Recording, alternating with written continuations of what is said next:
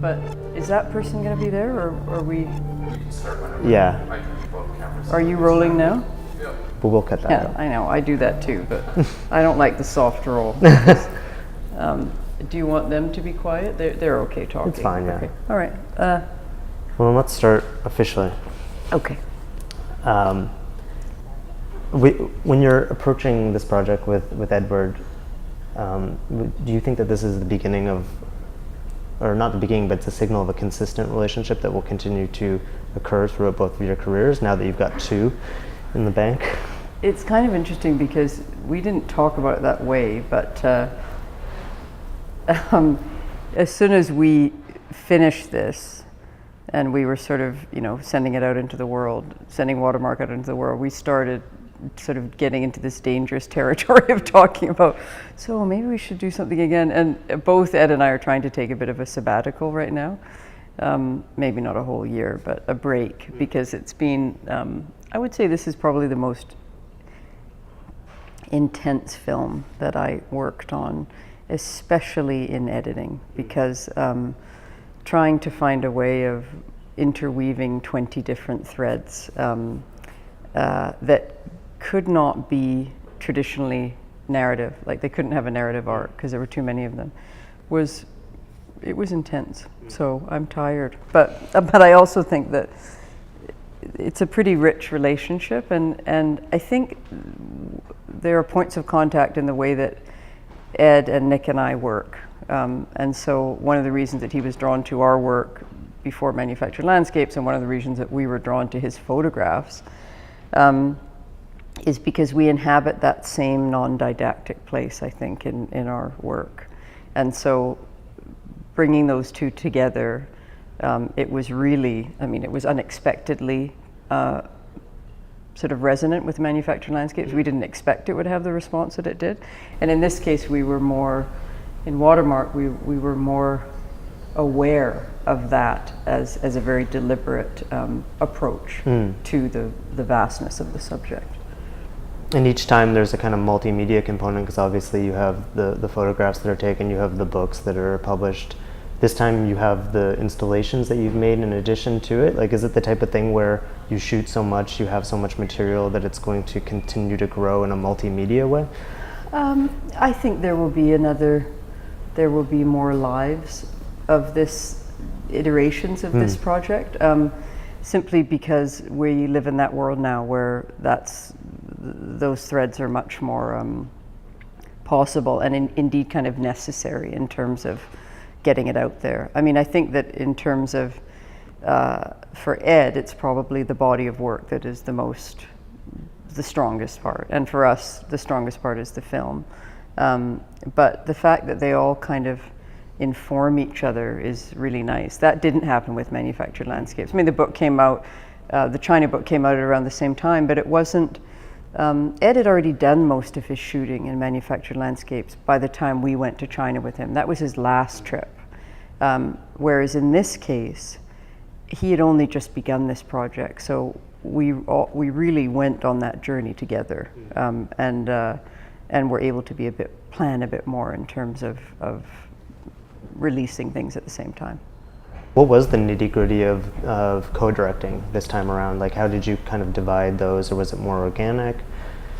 It was pretty organic. I mean, we didn't, it's funny because we talked about it a bit at the beginning, and I said, okay, Ed, you've got two options. Well, three options. One is that you do a film yourself, and I can mentor you and just give you advice through the process, and so we can talk about it, and that will be one way of making a foray into film. And then the other way of doing it is I guess there are only two ways. If we are going to do it together, we're going on a journey together, and this is our way of working, which you've witnessed, but you know, we don't write a script beforehand. It's the treatment is philosophically durable, like there's thematically, but it's not prescriptive. So it's more the product of a lot of research, and that then creates a kind of an outline to say these are the things that we're interested in pursuing. And then the story is made by having the right attitude when you're shooting and when you're on location, a kind of openness to the reality of where you are, and an ability to be somewhere authentically without disturbing that place too much, and also to convey that to a viewer, which is a real like minute by minute kind of thing sometimes. It really is about an existential attitude about where you are. And then the heavy lifting happens in editing in terms of putting the story together. And so I said, if you want to do that together, that would be great, but it's a different process, and you'll have to submit to a certain extent. And he said he really wanted to do that. So what ended up happening in production, it was really interesting because we just naturally moved into areas of strength in a way. And when you look at Ed's photographs, and I mean, I've said this before, but it's sometimes not obvious where to stand when you get to some of these places. In fact, in all of these places, it's not obvious. It's not like there's one place you go, well, that's it. That's the place that's going to convey the scale of this context, or this is the vantage point. And Ed has this uncanny ability to find that place and to know how to convey that. But that wide view is only one part of the film. And we knew from the very beginning, and I knew, that in order for that level to work, there had to be detail. So we had to move back and forth constantly with a dialectic between detail and scale. And the detail is more about wandering around in a context and being open to it. And that Nick and I are very good at. So we would, in some cases, like when we were in China, we had a massive crew because we had these remote helicopter guys with us, and translators and fixers and stuff. And so we would just sneak off with a translator and try to find these little stories while Ed was organizing the big view. And that worked really well together. And sometimes it shifted, and we would be doing different things. We did a lot of helicopter shooting, and so sometimes Nick would be with Ed up in the helicopter, sometimes I would be. But so there was a fluidity to a certain extent, but I would say that mainly that's how things worked out for us as co-directing in terms of shooting. Was that fluidity something that informed the structure as well? Because I noticed when I was watching it that there's not like a very clear structure, like we're in this location, now we're moving to this one. They all have like an equal weight, like maybe like a Peter Mettler film. But it does seem like there's some that are, like the surfing scene is very short compared to the more like ritualistic scene that precedes it. I'm wondering how in the editing process, which you said was difficult, you kind of decided how to balance these different stories. I mean, that's the struggle, and that's also, for me, the most challenging and interesting part, in a way, is editing. And I would say that,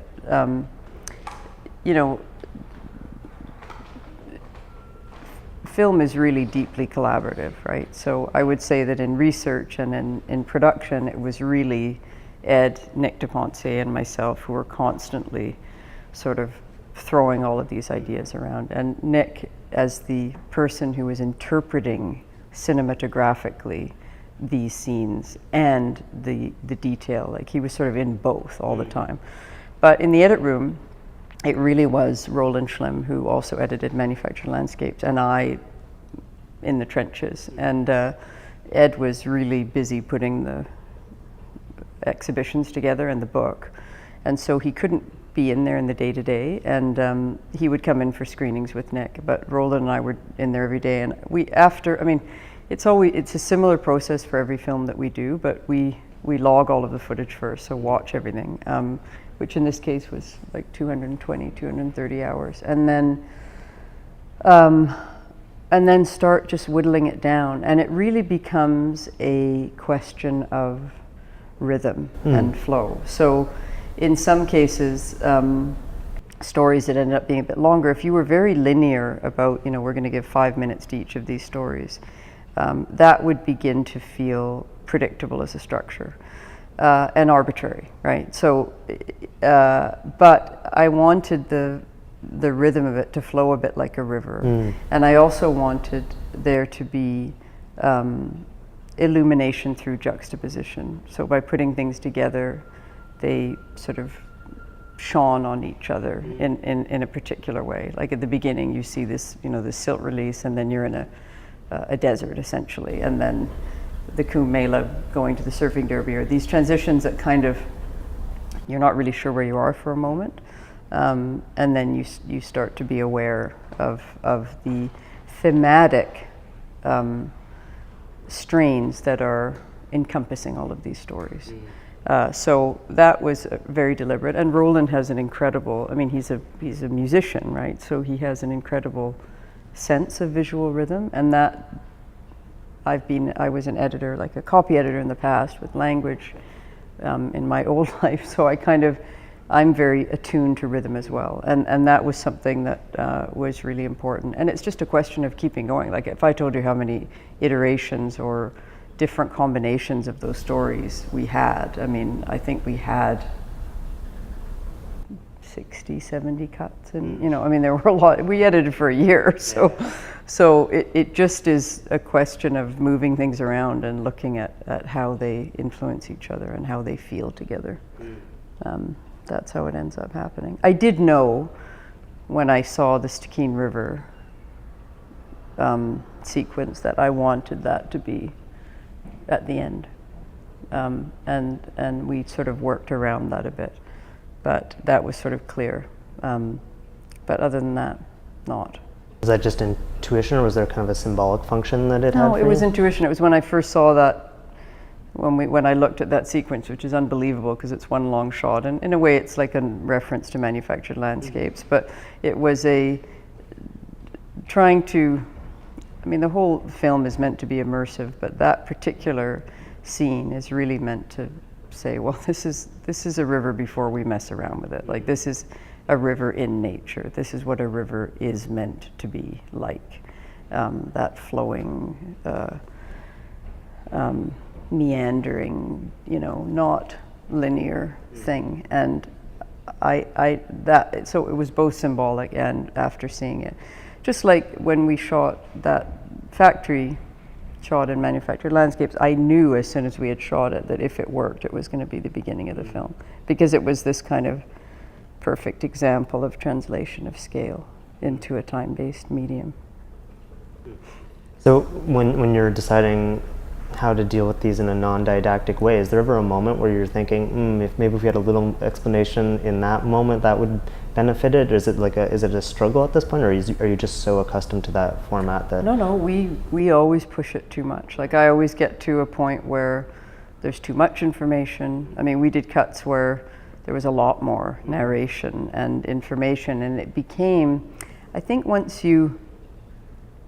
then you expect a different kind of a film. So that's also about balance and rhythm. So we had cuts that had a lot, we pulled back, and then it was a question of how much can we pull back without becoming completely nonverbal, right? Like Samsara. How can we do, occupying that space in between a linear argument and something that is completely non-narrative, and and the film dictated it. So it wasn't like, oh, we have to find this perfect balance and I know what it is. It was story by story, really. And one of the things that we knew when we were, editing down the possibly, I think we had about 200 or some, between 100 and 200 different, 150 and 200 different ideas of stories.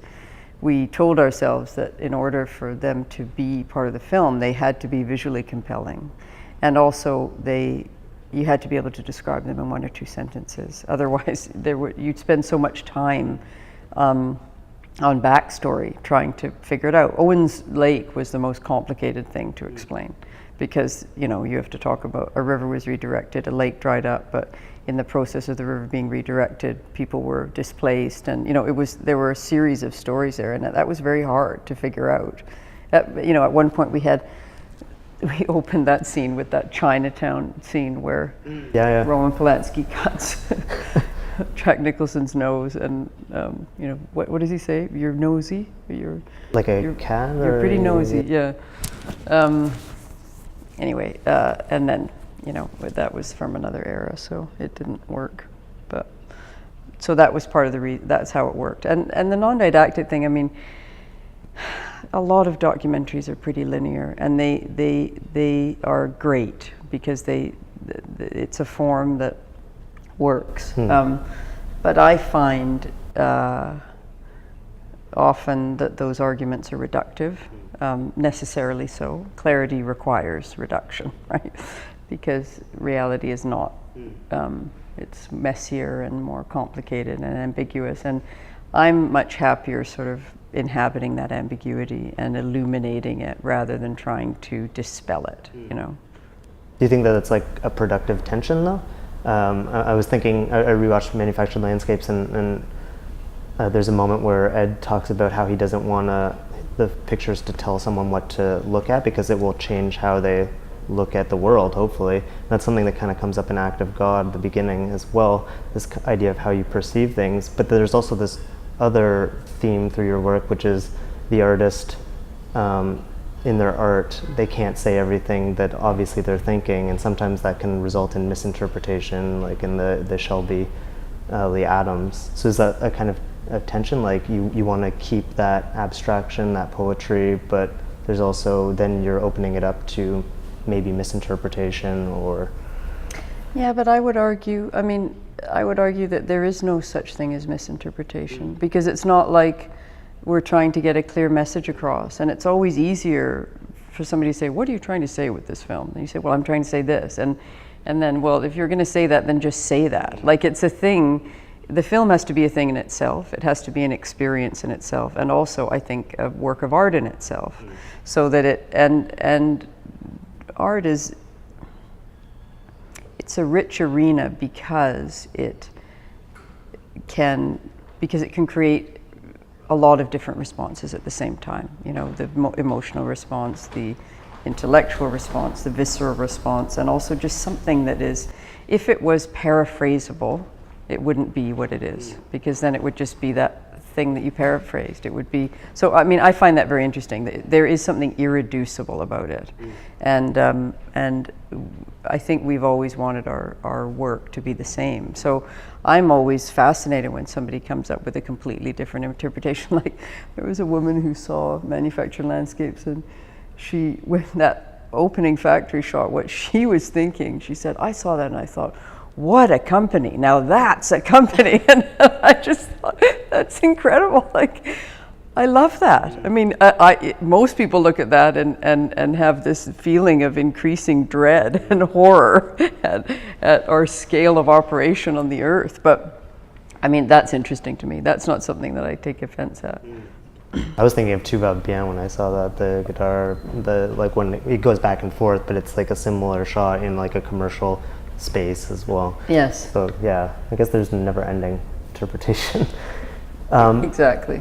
Ed said though that this is maybe his most abstract work, or his most, he said poetic as well. He put the two together. Poetic, perhaps the most abstract and poetic. Is there any reason you may think that that's the case?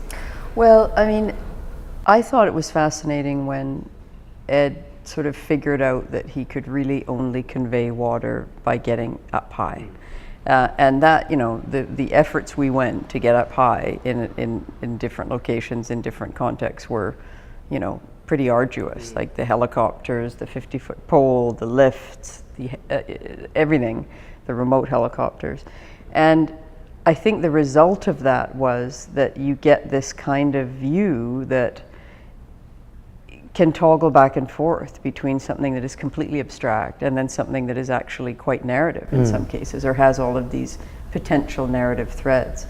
And I do think it is his most abstract work to date. And what's interesting about it is, I just love that moment where you're not sure what you're looking at for a moment, and then the details reveal themselves to you, and then you kind of situate yourself contextually and in terms of scale. Like, am I looking at something that's tiny, or am I looking at something that's massive? And that actually lends itself very well, I think, to film, to a filmic interpretation, because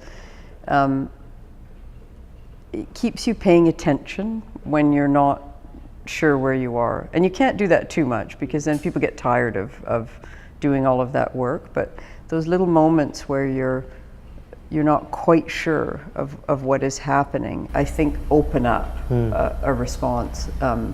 And back to what we were talking about before, I do think it's more powerful to shift consciousness through something that is experiential rather than a didactic argument. I think that's because Ed's point was, if you tell people, you know, this is good or bad, then the people who think that it's one way will just stop listening to you, and the others where you're already sort of preaching to the converted. So it's not about starting a conversation, and it's also not about an illumination back on yourself as the viewer and your implication in the whole thing. And I think that the act of viewing is as much a collaborative act in film as every other part of film. It's not like, here's the product and you just have to passively, you know, digest it as a viewer. It's collaborative even in that experience.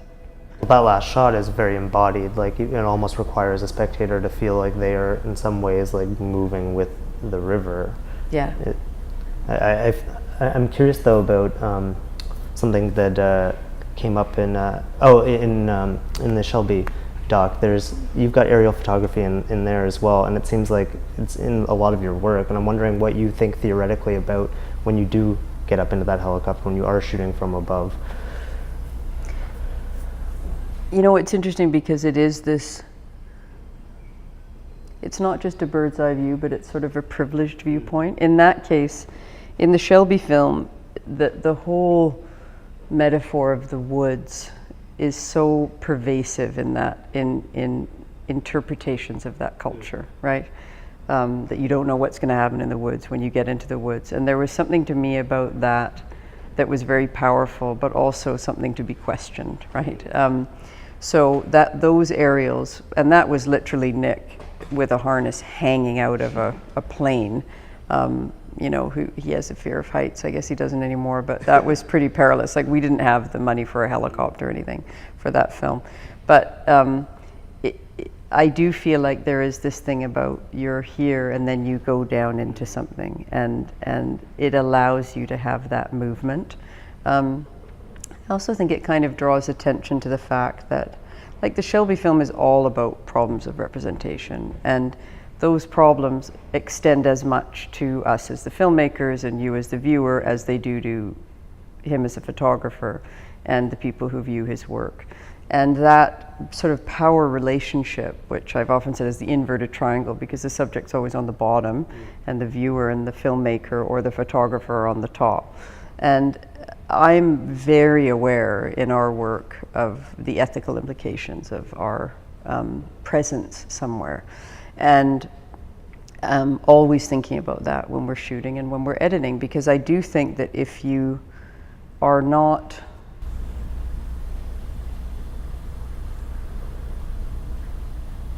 I've said it, I've called it kindness before, that there has to be a kindness in the gaze, but by that I don't mean that it can't be critical. It can be critical, but there has to be an openness to that. And I do think there has to be some kind of authentic exchange of vulnerability for something to be real. And it's not something you can just sort of get out of the way as, oh, you know, I'll tell you a secret and then you can tell me about all your secrets. Like, that's ridiculous. It can't be that. And I do think Shelby does that, which is what has kept me from, kept me sort of engaged by his work all this time. I mean, I still don't know what to think of it, and I still have not been able to answer the questions that we raised. And that was the other point of that film, was just to raise those questions, not to answer them. But I guess I feel like the aerial perspective also kind of draws attention to that omniscience that you can have as a filmmaker in terms of how you deal with the material. And that's why I think that you have to be very ethically engaged or aware in every process because of that power. And when you're shooting Ed at doing his work as well, I mean, you have a different gaze than the one that he has when he's doing the photography.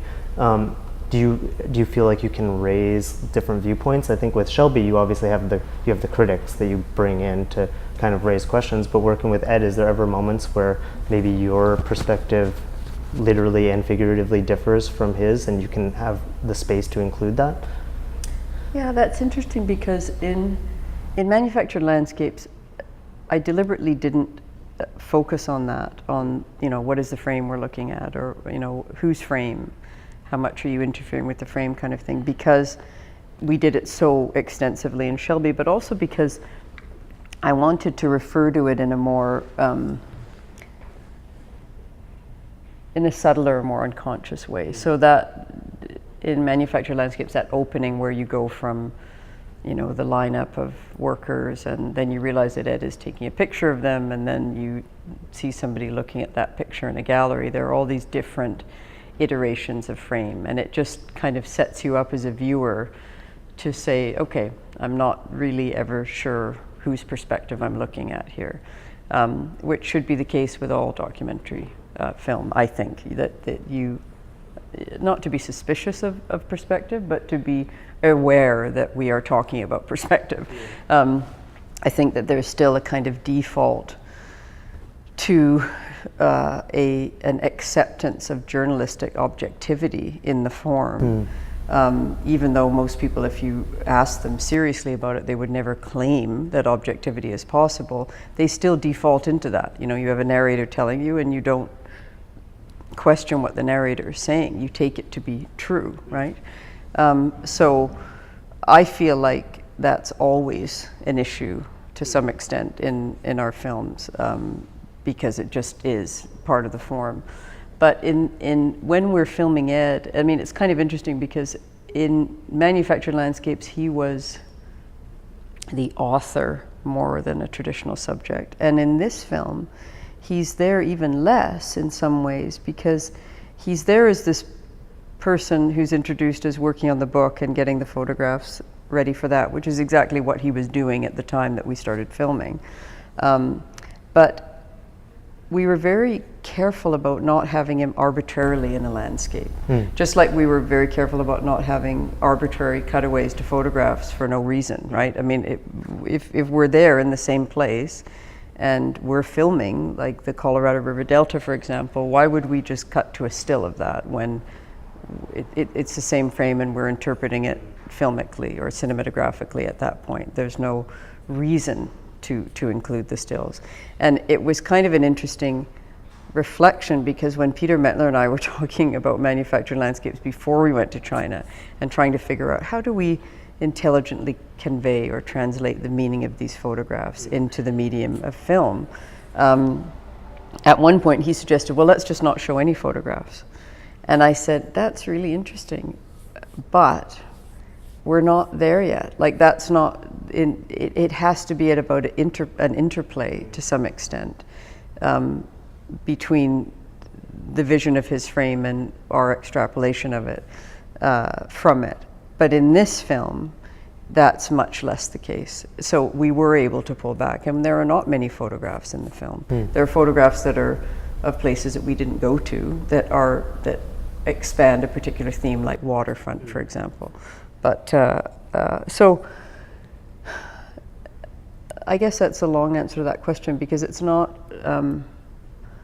There were never moments where the perspectives were opposed, but there were moments where, Ed was a director, so his vision was happening in the film already. So we didn't have to make reference to it as for him as a photographer, except in certain situations where it just seemed to make sense.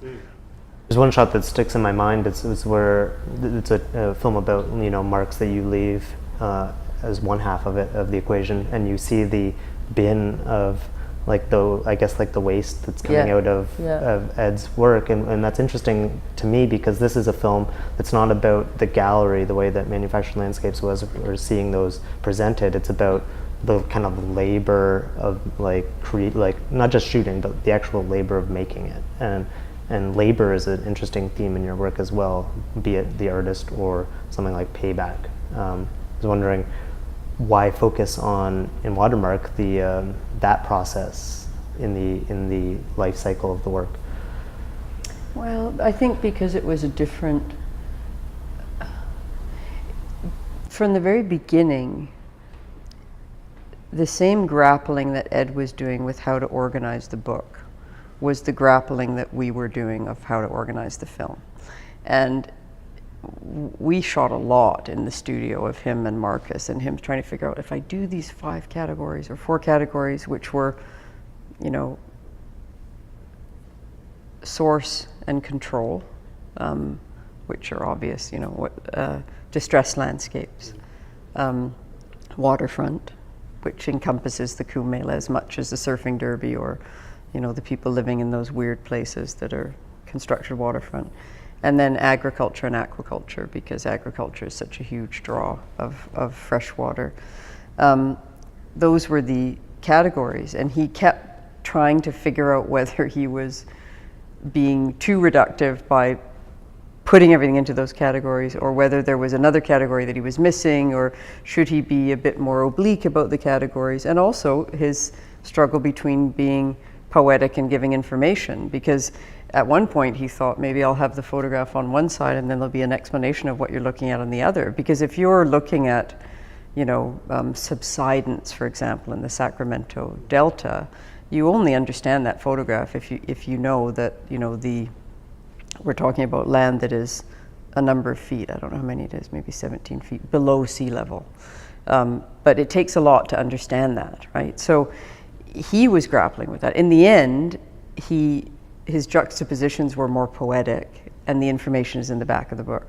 But just as he went through that process, it was fascinating to me how complex it was to, water is a massive subject, and the way that he tried to figure out how to present it really followed along the same things that we were doing in the edit room. So in a way, that stuff about the labor and the putting the book together is a reflection on the process of making the film, of the structural aspects of making the film. And it was, from the beginning, we knew that it would be impossible to be comprehensive, or to even pretend to be comprehensive.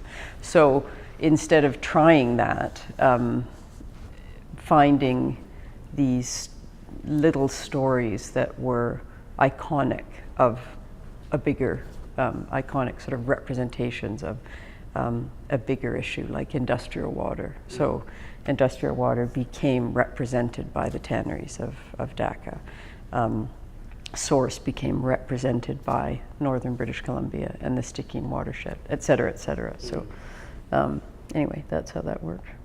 It seems like it's kind of like in Act of God, there's the making the logical, and then making the illogical, logical, with the Fred Frith being analyzed, but also the not wanting to narrativize something as being like a lightning strike because it was meant to be. Yes. And is that something that you're also, with this film, with Watermark, like whether you're being didactic or whether it's the process of should I put the information in the back of the book that Ed's going to, like there is this kind of idea of how much that topic's coming up. Like, am I trying to make something that has no clear understanding to make it understandable, or to just leave it the way it is and hope that the audience understands that? I mean, it is an issue. Like, I remember in Act of God, there were lots of people who were mad that there was no conclusion to the experiment with Fred. Yeah. And for me, it was kind of like just the very fact that his brother is trying this with him, and it's the connection between neurons and, you know, lightning strikes, neurons firing. That was enough. Like that was all that was interesting. And the end, where Fred sort of plays a lightning storm that then fits with Paul Auster's story, that felt like for me, the conclusion of that experiment, because he was improvising that storm and his brain was, you know, going crazy, and while it was going crazy outside. But it is difficult for some people, and we've always had a response to our films in general that are, you know, you've got to come down on one side or the other here. In the Shelby film, for example, that was, you know, well, what's the conclusion here? And everybody has, I mean, that film more than any other, I think, has so many different responses. You know, people who think he should be able to do what he wants, people who, you know, think he's a total fraud and his voice changes when he goes down there from when he's teaching. And, you know, it's just so interesting to hear people's response. And the whole point of the film was to open up that discussion. So, but it's not easy. And I feel like I'm always only trying to give enough information to contextualize what you're looking at without telling you what to think about it. And I think Ed does that too. I mean, Ed talks about giving somebody the keys to the room without, you know, describing everything that's in the room. And that experience, I think, is more powerful than the affirmation of what you already think about something. Or, I mean, both can be powerful, but for me, it's more powerful to do it that way. And it kind of, I mean, the first time I saw one of Ed's photographs, it was at some dinner party, and I saw this, I thought it was an abstract kind of Jackson Pollock-y painting from a distance. And when I went in closer, it was this photograph he did of densified oil filters. And I realized I was looking at densified oil filters, so garbage essentially. And I kind of recoiled. I mean, it's this beautiful, rich, abstract photograph, but I recoiled from it like, oh, that's garbage. And then in that process of recoiling, I immediately went to a place for thinking, oh, I'm responsible for that. So that garbage is my own garbage, actually. And isn't that interesting to see that, to witness something I'm responsible for but would never normally see, right? And that all of Manufactured Landscapes was really an attempt to illuminate those places, those scrap yards where all our crap goes to, the factories where these things are made.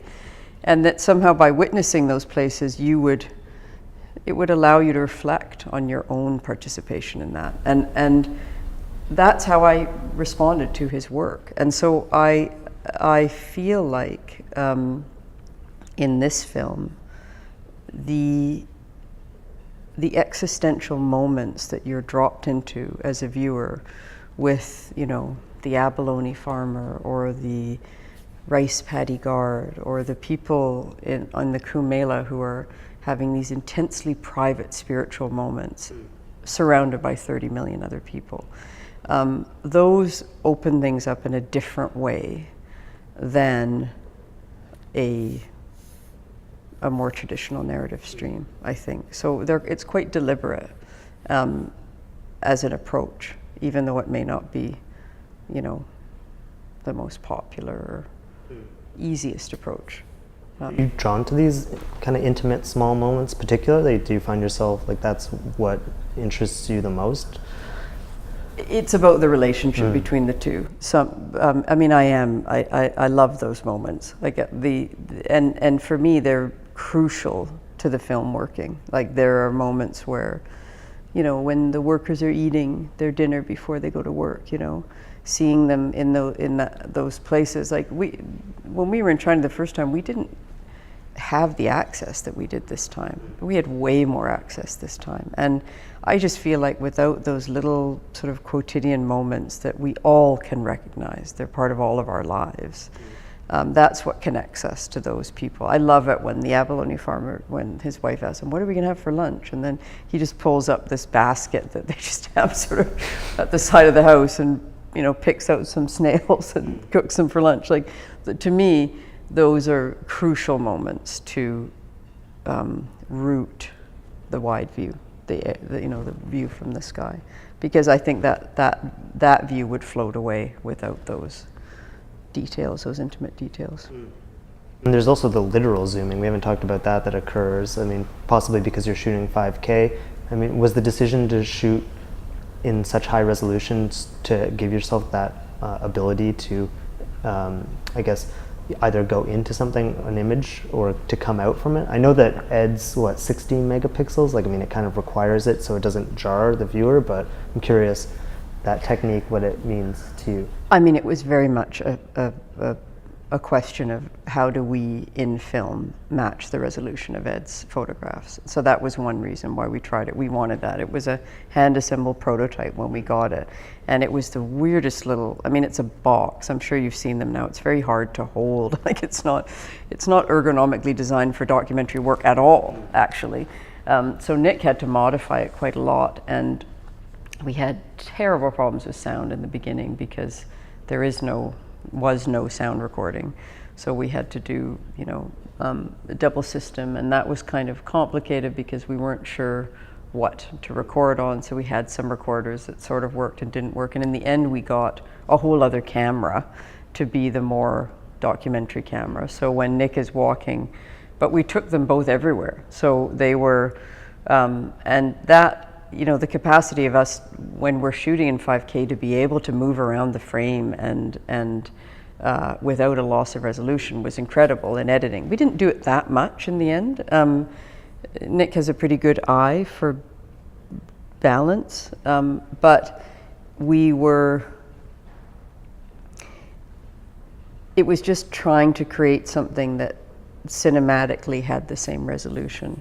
And we ended up using a lot of different cameras in the end. I mean, I think we had 15 different cameras with us. I mean, we had DSLRs and GoPros, and they all came into play at one point or the other. But our main cameras were the Epic and the C300, which we were able to trade off with in the more arduous places where we were shooting. And the remote helicopters took the Epic and little FS100s and Ed's camera. So we could, you know, we were able to use those for all of those uses when we were shooting. When you're mentioning participatory kind of experiences, both when you're talking about Ed's photograph that you saw, I thought about this particularly, but it's you had kind of adapted Payback in a way, like. And in other cases, you have maybe an obligation to represent an artist in your film's representation of them. And I'm wondering how that process has gone throughout your career. I mean, you're also credited as a writer too in many of these films. What your adaptation of maybe another artist's work, your collaboration with them, broader than just Ed, I guess? Yeah, that's complicated, and it's something about. I mean. I've had a writer credit on 3 films, on The Holier It Gets, which had actual narration in it that I had to write, and then Payback, because that was I did that film with the National Film Board, and that was part of I didn't even know that. I said, why are you calling me the writer? Margaret Atwood's a writer. Like, they said, no, you wrote the treatment and you're the adapter of this. I said, all right, well, I don't really care. And in this case, it was more as a way of referencing the edit room work, I guess. But then we also tried to put in the credits, or it is in the credits, that this was written without a traditional script and was 180:1 ratio and was a 12-month offline edit. Because I think there's a lot of films that don't have the luxury of doing that anymore. Even when we don't have a big budget, we always edit for that long. But the working with another artist is really interesting because the Payback, for me, I'd never adapted a book before, and that was a very intellectual, short but dense book. And when I first read it, I thought, there's no way I'm going to make this into a film. I can't imagine this. And then this great producer at the film board reviewed it and kept saying, oh, I think you should just spend a little more time thinking about it. And I started to imagine these embodied situations where the themes that she talked about in an abstract way would come out, like the Albanian feud, like the tomato workers in Florida, the coalition of Immokalee workers, and that then just sort of got me going. And when I came up with it, I said, there's not a lot of stuff in the book that's in the film, but this is the only way I can imagine to adapt this, and they wanted to do that. So that was I guess the writer thing. I still don't really understand that, but I've always been drawn to artists and art. Like our first film was on the writer Paul Bowles, who loomed large in my consciousness as a teenager, and then on from there. And I really felt like there's a mystery. There's always something. It's back to that irreducible thing. There's something about art that can't be paraphrased, and just living in the complexity of that world is very rich for me. And that's how I started with Ed. And I feel like sometimes I feel more of a translator than a creator. And I like to start with something and then find a way of conveying it in film. And that probably comes from, I had a more academic background, and I was going to go down that road and become a teacher or a professor, and I just got so frustrated by the limitations of the medium of inquiry in academics. And I thought, if there was only a way of addressing some of these really interesting issues and opening them up, and documentary film seemed like this perfect medium for conveying those ideas. So that's how I started, and I guess I'm still kind of doing that same thing, like trying to tackle these questions of, meaning and identity. Bowles they're all problems, like unanswerable problems in some way. The Bowles film was about the impossibility of biography. Shelby is about the problems of representation. Act of God is about metaphysics, when the relationship between meaning and randomness, and so on and so on. So I think that just it has to be something that, is compelling to me, because I live with it for so long. Like, these are 2, 3, 4 year projects. So it's interesting though that in The Holier It Gets, that it seems like you're going to be in it more, and even in that case you still somehow find a way to not quite be in it. Yeah, that was, God, I still remember the panic I had getting there, thinking, what the hell have I done? Why did I ever think I could make a movie about this? I've made a terrible, terrible mistake. And that whole film was about, which I took on rather lightly and then regretted, was the problems of confessional work. Like, confessional work is so tricky, and so many people do it badly, and then a few people do it really beautifully and really well. And why? I was like, what is the difference? Like, what makes it work and what makes it not work? And that's how I started making that, and it became about so many more things than that as I was in the process of it, because that was in that film, really things don't go according to plan. And in the beginning, when I was editing, I felt like I had to pretend that we had done what we said we were going to do. And it took me, you know, a couple of months in the edit room to realize that the whole film was about things not going the way you thought that they were going to go. And that made me realize as a filmmaker that that really is part of my definition of what it is to be a documentary filmmaker, is to have a plan but be ready to abandon it at any moment and live in that liminal place, which is between, it's in between things. Like there's no sort of thing that's easy to hold on to, but that's the only way that you can be alive to the context and the moment. Thanks, Jennifer. Yeah, great. Okay.